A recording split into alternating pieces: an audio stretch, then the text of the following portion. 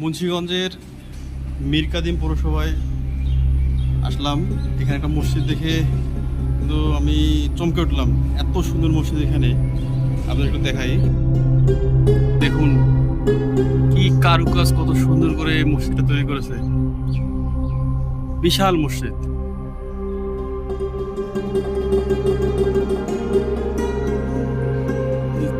চারতলা পাঁচতলা মসজিদ এটা।